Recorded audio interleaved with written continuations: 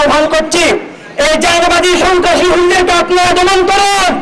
নতুবা হিটলারের নাচ্য বাহিনী যেভাবে আপনাদের উপর বর্বরোচিত হামলা করেছিল, সাইদ মাহদুর রহমতুল্লাহ আলাইহির গবেষণা অনুযায়ী ভবিষ্যতে ইহুদিদের উপর যে মেসেজ আসবে, সেই মেসেজ আসবে ইউরোপ তথা আমেরিকা থেকে।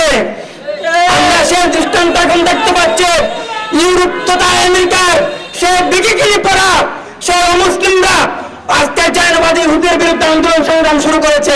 আমরা বাংলাদেশ সহ পৃথিবীর সমস্ত শান্তিকামী মানুষদেরকে আহ্বান করব, ইউরোপের সেই খ্রিস্টানরা ফিলিস্তিনের শিশুদের পক্ষে আন্দোলন করেছে, আপনার ইমান কি তাদের চেয়ে দুর্বল? আপনি কি আসতে পারেন না সেই শিশুর নিহত হওয়ার প্রতিবাদ জানানোর মিছিলে? আপনারা যে বিবৃতি দিয়েছেন আমরা আলহামদুলিল্লাহ আশ্বস্ত, কিন্তু কার্যকর পদক্ষেপ গ্রহণ করুন। আর সহ্য হচ্ছে না বাংলাদেশ সহ পৃথিবীর মুসলমানদের, বাংলাদেশ সরকার সহ মধ্যপ্রাচ্যের সেই সম্পদশালী রাষ্ট্রগুলোকে অনুরোধ করবো, আল্লাহ রাব্বুল আলামিন আপনাদেরকে যে প্রাকৃতিক সম্পদ দিয়েছেন, এটা আল্লাহ রাব্বুল আলামিনের নিয়ামত, এই নিয়ামতের শুকরিয়া আদায় করুন।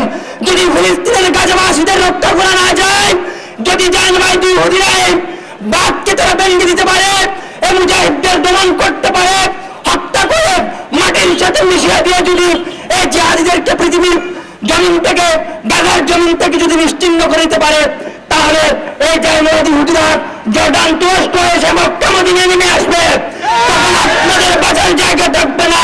আরবের সংগ্রামী ছাত্র সমাজ, এই জায়নাবাদী ইহুদিদের যে সমস্ত ব্যবসা প্রতিষ্ঠান আছে, সেই ব্যবসা প্রতিষ্ঠানকে আমরা বয়কট করবো, তাদের পণ্যকে আমরা বয়কট করবো।